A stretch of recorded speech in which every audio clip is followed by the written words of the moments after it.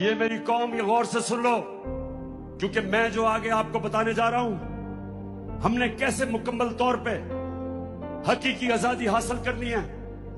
ये याद रखें कि हम अल्लाह से जब कलमा पढ़ते हैं तो अपना अल्लाह से वादा करते हैं कि अल्लाह तेरे अलावा हम किसी के सामने नहीं झुकेंगे।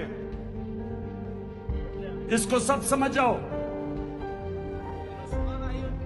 कि हमें बताया गया था शुरू में कि सिर्फ पत्थर के बुतों के सामने झुकना शिर्क है। आहिस्ता आहिस्ता हमें समझ आई, जैसे जैसे मेरी उम्र गुजरी तो मुझे समझ आई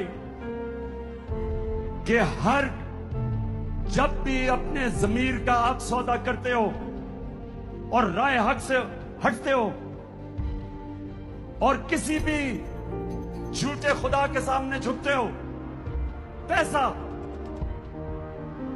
पैसे के बुत और सबसे खतरनाक गुलामी का बुत खौफ का बुत है जो इंसान को गुलाम बना देता है। और कभी भी एक गुलाम कौम ऊपर नहीं आ सकती। गुलाम सिर्फ अच्छे गुलाम बनते हैं। इसलिए बड़ी जद्दोजहद के बाद, लाखों कुर्बानियों के बाद पाकिस्तान बना।